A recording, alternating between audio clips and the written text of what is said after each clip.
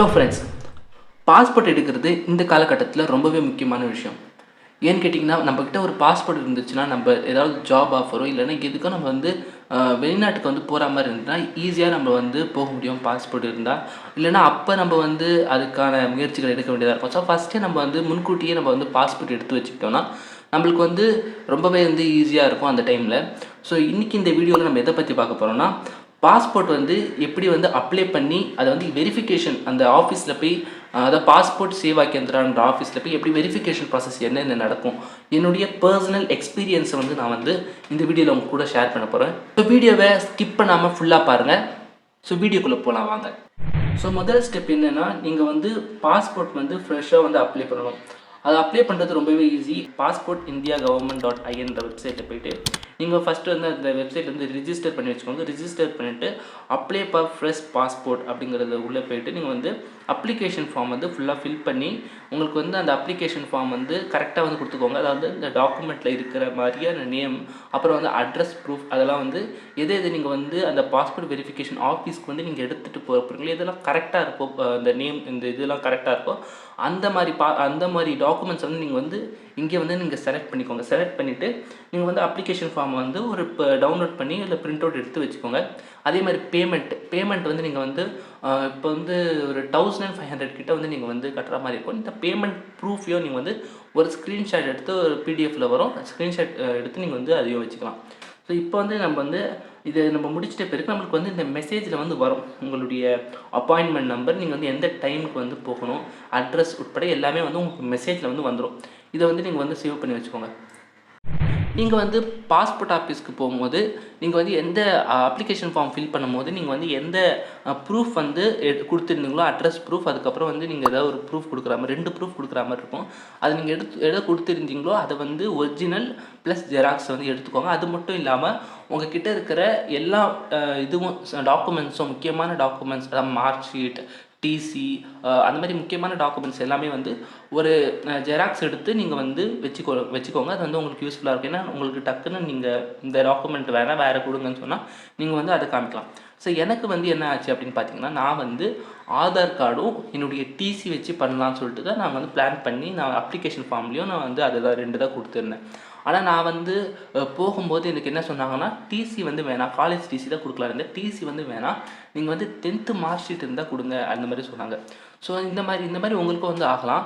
So அதனால் வந்து நீங்கள் வந்து எல்லாமே ஒரு டாக்குமெண்ட் எடுத்துக்கோங்க, ஜெராக்ஸ் எடுத்துக்கோங்க. ஆனால் 2 தான் வந்து அங்கே கேட்பாங்க, மேக்ஸிமம் 2 தான் கேட்பாங்க. பேன் கார்டு வந்து வேணாம், பேன் கார்டை வந்து நீங்கள் வந்து வைக்காதீங்க. ஏன்னா பேன் கார்டு வந்து அவங்க வந்து வேணாம், வேறு ஏதாவது டாக்குமெண்ட் கொடுங்க அந்த மாதிரி தான் சொல்கிறாங்க. ஸோ பேன் கார்டு வேணாம், ஆதார் கார்டு இல்லைனா மார்க் ஷீட் அந்த மாதிரி இது வந்து வச்சுக்கோங்க. உங்களுக்கு வந்து இதுவே ஓகே அந்த மாதிரி தான் சொல்கிறாங்க.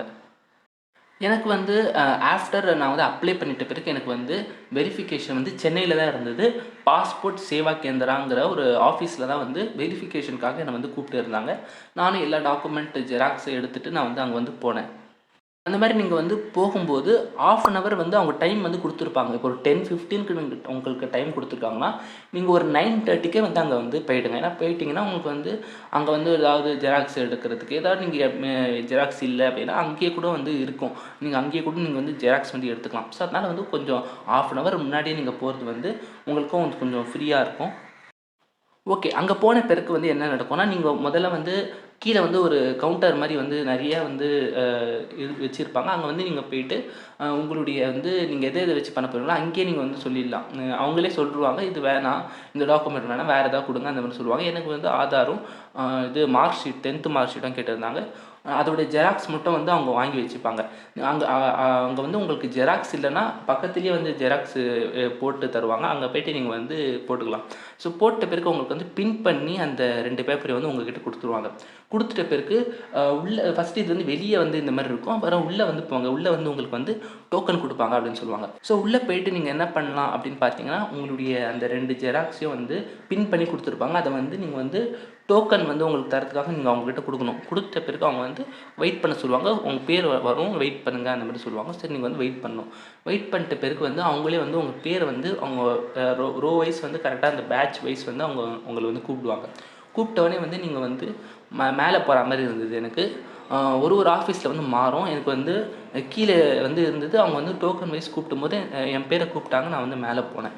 ஸோ மேலே போயிட்ட பிறகு அங்கே வந்து செக்ஷன் வைஸாக இருக்கும். அதாவது ஏ, பி, சி அந்த மாதிரி 3 செக்ஷன் வந்து இருக்கும். இந்த 3 செக்ஷனும் அவங்க வந்து வெரிஃபிகேஷன் பண்ணுவாங்க. நம்மளுடைய டாக்குமெண்ட்ஸ், நம்மளுடைய ஜெராக்ஸு, நம்மளோட டாக்குமெண்ட் வந்து வெரிஃபிகேஷன் பண்ணுவாங்க.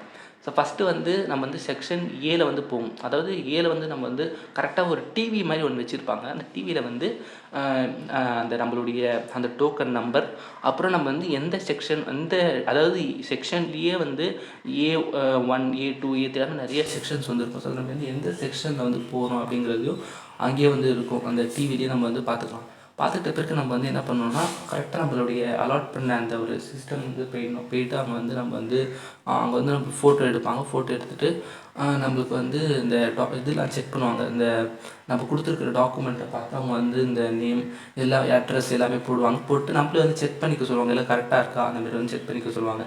அங்கே வந்து உங்களுடைய போலீஸ் ஸ்டேஷன் எங்கே இருக்குது, நியர்பை போலீஸ் ஸ்டேஷன் எங்கே இருக்குது, அந்த மாதிரி விஷயம்லாம் வந்து கேட்பாங்க. கரெக்டாக வந்து நீங்கள் வந்து அங்கே சொல்லிவிடுங்க. இதுதான் வந்து செக்ஷன் ஏல வந்து நடக்கும். செக்ஷன் ஏல வந்து எல்லாம் ஃபில் பண்ணிட்ட பிறகு அவங்க என்ன சொல்லுவாங்கன்னா, நீங்கள் வந்து முன்னாடி போங்க, செக்ஷன் பிக்கு போங்க சொல்லுவாங்க. ஸோ நம்ம முன்னாடி போயிட்டு மறுபடியும் வந்து அங்கே வெயிட் பண்ணணும் கொஞ்ச நேரம். அப்புறம் மறுபடியும் வந்து டிவியில் பார்க்குறோம். நம்மளுடைய டோக்கன் நம்பர் வந்தோடனே நம்ம வந்து செக்ஷன் பிக்கு வந்து நம்ம பேர் கூப்பிடுவாங்க. நம்ம பேர் கூப்பிட்டா நம்ம வந்து போகிற மாதிரி இருக்கும். போயிட்டு செக்ஷன் பிலையும் வந்து நம்மளுக்கு வந்து வெரிஃபிகேஷன் பண்ணுவாங்க. நம்மளோட ஒரிஜினலையும் நம்மளோட ஜெராக்ஸையும் வந்து செக் பண்ணுவாங்க. கரெக்டாக இருக்கா அந்த மாதிரி செக் பண்ணுவாங்க. செக் பண்ணிட்ட பிறகு அவங்க வந்து ஒரு டிக்கு மாதிரி போட்டு கரெக்டாக இருந்துச்சுன்னா ஓகே நீங்கள் வந்து முன்னாடி போங்க அப்படின்னு சொல்லுவாங்க. ஸோ முன்னாடி போய்ட்டு அங்கேயும் கொஞ்ச நேரம் வெயிட் பண்ணோடனே செக்ஷன் சி இதுதான் வந்து ஃபைனல் செக்ஷன். ஓகேங்களா? ஸோ செக்ஷன் சிக்கு போனோடனே அங்கேயும் வந்து எல்லாமே வந்து செக் பண்ணுவாங்க. ஒரிஜினலோட ஃபைனலாக வந்து செக் பண்ணிவிட்டு உங்களுக்கு வந்து ஒரு பேப்பர் மாதிரி வந்து ஒரு ஜென்ரேட் ஆகும். அது வந்து உங்களுக்கு வந்து கொடுப்பாங்க. அந்த பேப்பர் தான் வந்து அப்ளிகேஷன் ஃபார்ம் வந்து சப்மிட் ஆனதுக்கான ஒரு இது. அது வந்து நீங்கள் வந்து பத்திரமா வந்து நீங்கள் வச்சுக்கணும். அதுக்கப்புறம் வந்து ஒரு ஸ்லிப்பு மாதிரி சின்னதாக கொடுப்பாங்க. அந்த ஸ்லிப்பில் வந்து உங்களுடைய ஃபோன் நம்பர், உங்களுடைய டீட்டெயில்ஸ்லாம் அங்கே என்ட்ரு பண்ணியிருக்கோம். உங்கள் ஃபோன் நம்பர் மட்டும் என்ட்ரு பண்ணிவிட்டு நீங்கள் ஃபைனலாக வந்து வெளியே வந்து நின்றுருப்பாங்க. அங்கே வந்து நீங்கள் வந்து கொடுத்துட்டு நீங்கள் வந்து போயிடலாம். ஓகேங்களா? அப்புறம் வந்து உங்களுக்கு வந்து இந்த ப்ராசஸ் முடிஞ்சவொடனே உங்களுக்கு வந்து மெசேஜ் வரும்.